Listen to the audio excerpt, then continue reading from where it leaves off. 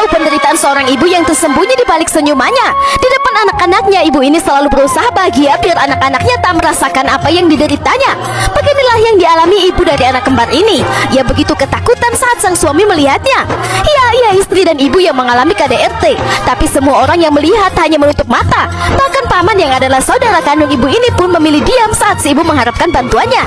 Setiap hari ada saja perlakuan buruk yang ia terima. Setrika panas bahkan pernah menempel di lengannya, tapi ia berusaha diam dan selalu tersenyum di depan putri-putrinya agar mereka tak perlu merasa sedih karenanya. Hingga suatu malam, suaminya yang bersembunyi menemukan sang ibu dipukuli hingga tak berdaya. Cepat-cepat ia mendekati sang ibu, tapi sayang ibunya tak bisa diselamatkan. Sang ayah bahkan pura-pura sedih di depan polisi. Suaminya yang ditanyai polisi malah disuruh diam oleh sang paman. Saudari kembarnya Sally pun demikian. Ia pun tak berdaya dan menuruti semua orang di sekitarnya, sehingga hal itu menjadikannya trauma seumur hidup. Setelah kepergian sang ibu, Samia mulai mengalami serangan kecemasan, bahkan depresi dan hal lain yang membuatnya sering sakit. Hari itu Samia mengambil arloji ibunya, tapi sang kakak Sally pun menginginkan itu, sehingga keduanya pun saling berebut arloji yang menyebabkan pertengkaran. Akhirnya Sally pun disuruh mengalah oleh sang bibi, istri dari paman mereka. Karena Sally yang terus mengalah pada adiknya yang sakit, Sally pun menganggap Samia ratu drama karena ia suka menangis dan mencari perhatian pada si bibi. Di malam hari, Sally yang kesal menggunting rambut Samia sehingga membuat sang adik menangis dan terjadilah pertengkaran hebat. Sally merasa semua perhatian ayah dan sang bibi hanya untuk adiknya Samia, jadi ia pun membangkang. Maka sang ayah pun memutuskan untuk memisahkan mereka dengan mengirim Sally ke asrama. Namun hal itu membuat sang ayah frustasi dan meninggal. Hal itu pun memicu penyakit Samia yang membuat mentalnya benar-benar jatuh. Lantas bagaimanakah kisah hidup dua saudari kembar ini? Sedang makan malam dengan pacar saudari kembarnya, wanita ini tiba-tiba menjulurkan kakinya, membuat calon adik iparnya itu terkejut. Menghadapi pertanyaan Samia, Drul pun bilang tak apa-apa. Ketika ia melihat ekspresi sang kakak, barulah ia mengerti apa yang sedang terjadi. Sang pacar bahkan dengan terang-terangan merespon perbuatan calon kakak iparnya. Hal itu membuat Samia yang melihat hanya bisa menahan tangisnya. Semua itu bermula ketika Samia yang menjalin hubungan dengan Drul merasa cocok dan mengenalkannya pada sang paman. Semuanya berjalan lancar dan semua orang pun senang. Tapi tiba-tiba dari luar datanglah sang kakak yang baru pulang setelah puluhan tahun. Sikap dan penampilan keduanya benar-benar jauh berbeda. Sang kakak Sally bahkan terang-terangan menggoda pacar adiknya itu. Dan yang lebih parah, pemuda itu juga merespon rayuan calon kakak iparnya, membuat Samia hanya diam. Rupanya sang kakak pulang hanya ingin membalaskan dendam pada adik kembarnya yang selalu mendapatkan kasih sayang dari semua orang. Di depan Samia, Sally pun menunjukkan ekspresi genit sambil menyebut nama Drul. Ia bahkan mengatakan kalau sang adik tidak cocok dengan pemuda itu. Keesokan harinya, Samia yang mencari Drul sungguh terkejut karena memergoki Sally berduaan dengan Drul, padahal pemuda itu adalah pacarnya. Bukan itu saja, dengan terang-terangan Drul pun mulai memuji Sally di depan Samia. Ia bilang kalau Sally adalah tipe gadis yang disukai. Mendengar itu, Samia pun terdiam. Ia tak menyangka pemuda yang dicintainya itu malah memilih sang kakak, bahkan secara jelas memujinya di depan mata Samia. Sungguh menyakitkan, membuat Samia hanya menahan tangisnya. Setiap hari pasangan itu semakin menunjukkan kegilaan mereka. Samia yang melihat hal itu hanya bisa diam. Ia tak menyangka sang kakak akan berbuat begitu. Sally dan Drul pun menjadi tak terkendali. Dunia ini serasa milik mereka berdua, padahal ada hati yang mereka sakiti. Meski begitu, Sally tak peduli, bahkan sedang bermesraan dengan Drul yang meminta sang adik Samia untuk memotret mereka dengan maksud untuk memanas-manasi sang adik. Sungguh tak ada yang harus Samia lakukan sekarang. Lantas apakah yang akan terjadi selanjutnya? Gadis ini berjoget vulgar di depan sang pacar yang lagi ada pertemuan bisnis dengan seorang menteri. Sally bahkan menggoda dan mengajak Pak Menteri untuk bersulang. Menghadapi tatapan bingung Pak Menteri, Drul pun meminta maaf dan langsung beranjak ke depan Sally untuk menghentikannya. Tapi bukannya berhenti, Sally malah melompat ke pelukan Drul dan langsung bercumbu, membuat Pak Menteri tak nyaman. Maaf soal itu, ucap Drul. Namun Pak Menteri ini tak mau melanjutkan pertemuan itu lagi dan memilih untuk pergi. Atas hal itu, Drul pun menjadi frustasi karena kesepakatan berjumlah besar tak jadi karena ulah Sally. Apalagi sang ayah yang sudah bosan dengan tingkahnya selama ini sangat marah, membuat Drul benar-benar ketakutan. Sang ayah pun mengancam tidak akan memberinya bisnis jika ia tak menikah dengan gadis yang baik-baik. Mendengar itu, Drul pun makin panik. Karenanya ia pun memikirkan sebuah ide yang berani. Di pagi hari ia mengajak Samia main para layang tanpa kehadiran pacarnya Sally. Melihat senyum Drul, Samia pun lupa dengan semua sakit hatinya dan langsung menyetujui. Keduanya pun langsung terbang dengan para layang di udara. Tiba-tiba Drul mulai memuji Samia dan langsung mengajaknya nikah, membuat Samia kaget. Aku bukan tipe gadis, ucap Samya. Tapi bagi Dhruv ia lebih nyaman saat berdua dengan Samya. Tentu ia sengaja karena desakan sang ayah untuk menikahi gadis baik-baik. Samya yang polos pun langsung tertipu. Sementara itu Sally yang mengetahui semuanya sangat jengkel. Selama ini keduanya selalu bersama, tapi Dhruv malah memilih menikahi adiknya. Malam itu di bar, Sally mengucapkan selamat untuk pilihan Dhruv atas adiknya yang sederhana itu. Sungguh ia sakit hati dengan pemuda kejam itu. Seketika ia mendatangi Dhruv, lalu tiba-tiba ia mendorong wajah Dhruv yang membuat pemuda ini hanya diam. Sally pun sangat kesal dengan Dhruv. Ia selama ini hanya dimanfaatkan oleh Dhruv untuk bersenang-senang.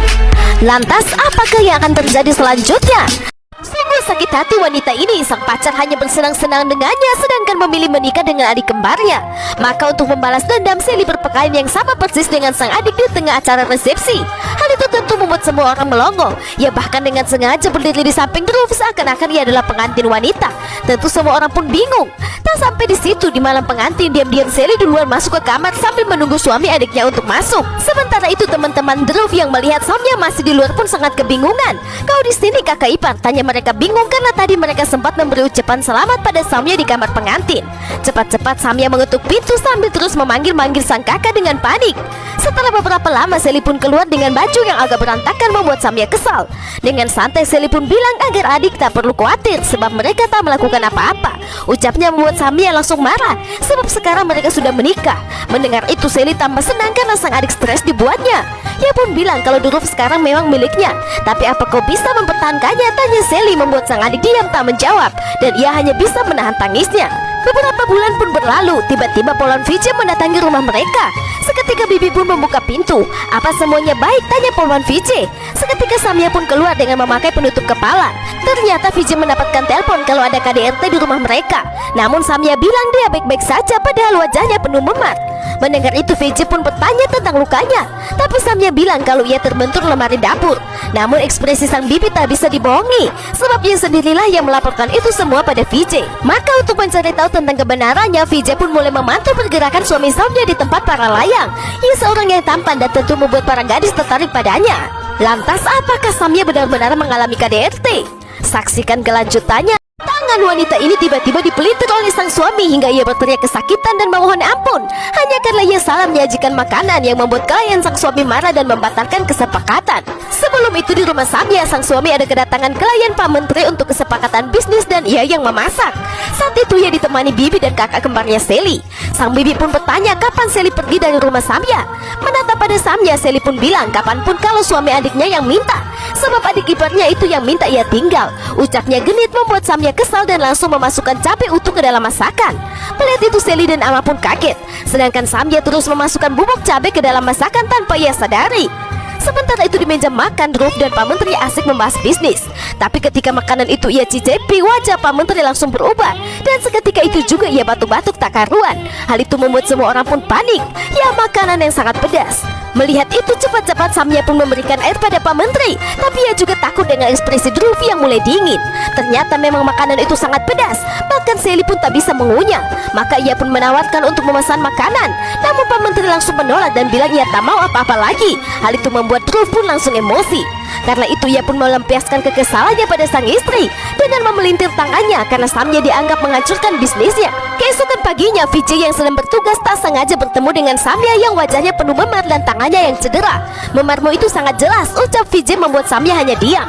Semua orang tahu dia menyiksamu, ucap Vijay. Tapi Samya bilang kalau itu semua karena sang suami sangat mencintainya. Ia pun tak peduli dengan Vijay dan memilih untuk pergi membuat Vijay kesal karena Samya dibutakan oleh cinta meskipun ia hampir mati disiksa. Tapi hal itu justru menjadi petaka bagi Vijay. Dhruv yang tahu langsung melabraknya ke kantor polisi karena ia mencampuri urusan keluarganya. Vijay mendesak istriku untuk membuat laporan polisi, ucap Dhruv kesal. Tapi bagi Vijay KDRT jelas terlihat di wajah Samya, ya di balik riasan wajah sang istri. Namun Samya menanggapi itu dengan jawaban yang sama, yaitu ia terbentur lemari dapur. Lantas bagaimanakah kelanjutan ceritanya? Menginginkan anak, wanita ini langsung dihajar sang suami yang memang tak menyukainya. Tapi detik berikutnya keduanya kembali bermesraan membuat bibi langsung kesal. Sebab pria itu seperti monster saat sedang marah, ucap sang bibi. Mendengar itu Sally pun kaget, dia baru tahu kalau sang adik sering mengalami KDRT. Mendengar ocehan sang bibi yang terus membela Samya, Sally pun bilang kalau itu hanyalah drama sang adik karena ia memang seperti itu dari dulu. Benar saja, Samya dan Dhruv kembali bermesraan membuat Sally tak percaya Samya mengalami KDRT. Sementara itu sedang bermesraan bermesraan dengan istrinya, mata pria kejam itu malah melirik pada kakak iparnya, membuat Bibi pun kesal dan menyuruh Sally untuk cepat-cepat pergi dari rumah mereka. Tentu Sally langsung kesal, sebab dari kecil ia diusir dari kamarnya, bahkan dari rumahnya. Sebaiknya kau lempar saja aku dari sini, ucapnya emosi, biar ia mati agar sang Bibi senang. Mendengar itu Bibi ini pun hanya diam, sementara Sally pergi meninggalkannya. Tiba-tiba Duruf berpapasan dengan Sally yang hanya memakai handuk. Melihat itu Duruf pun terpaku, pandangannya penuh gairah saat sang kakak ipar mencoba merayu dia. Sepertinya ia salah memilih istri. Sungguh kakak iparnya lebih menarik daripada istrinya. Karena itu di saat mereka kebar untuk berpesta bersama Sally, Duruf memaksa Samya untuk minum. Menanggapi ajakan Duruf, Samya pun menolak. Justru hal itu membuat Duruf kesal dan bilang kalau ia memilih istri yang membosankan. Ucapnya seakan-akan Sally yang harus ia pilih. Sementara Samya hanya terlihat kesal saat sang suami dan kakaknya saling menggoda di depannya.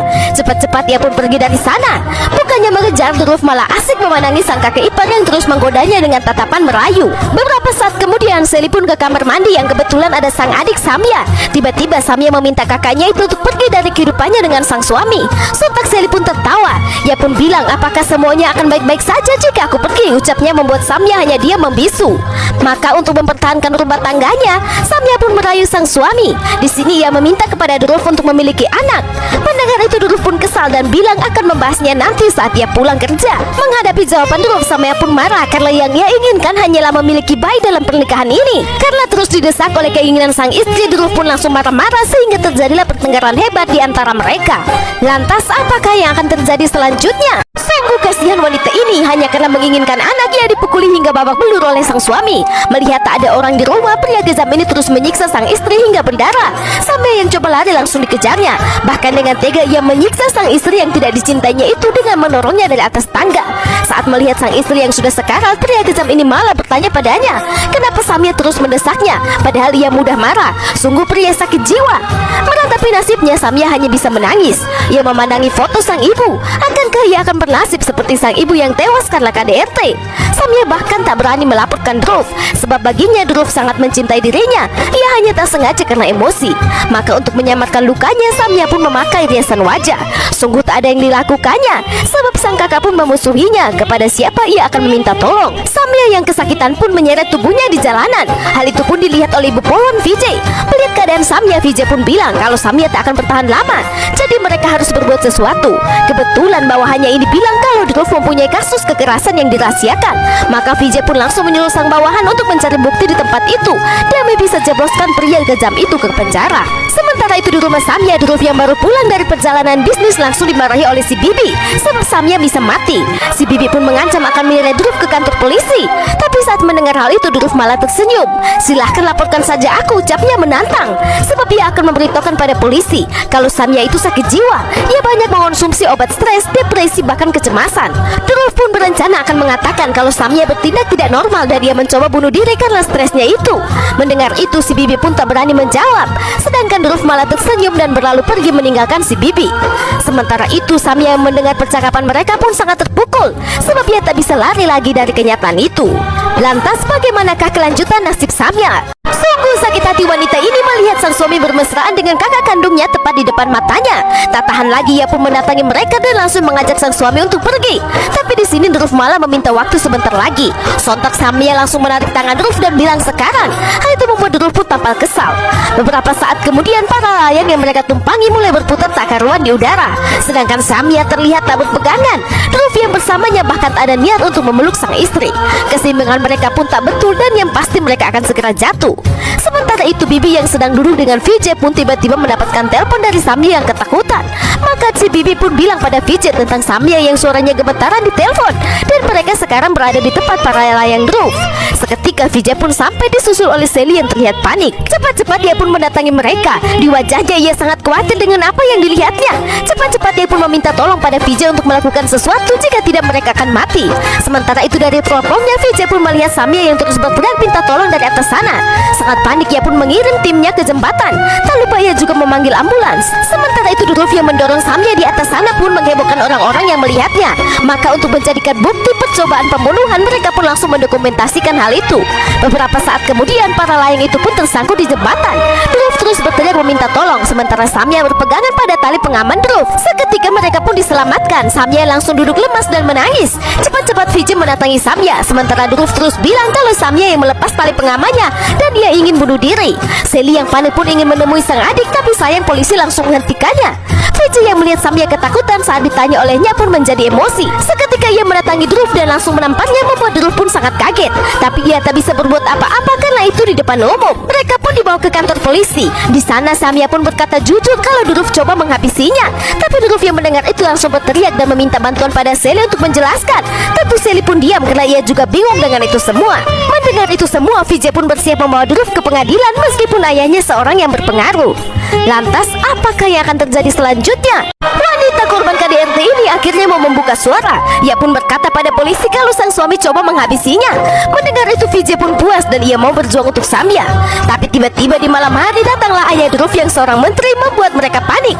Sedangkan Duruf terlihat meremehkan Polon Vijay karena ayahnya seorang yang berpengaruh. Tapi bagi Vijay, ia tak akan menyerah begitu saja. Kali ini sang ayah tak akan bisa menyelamatkannya, ucap Vijay. Setelah beberapa waktu menunggu, ayah Duruf pun ditelepon pengacaranya kalau Duruf tak bisa dibantu sebab ia melakukan kekerasan di muka umum. Sedangkan hakim yang menanganinya adalah seorang wanita, tak mungkin bisa disuap.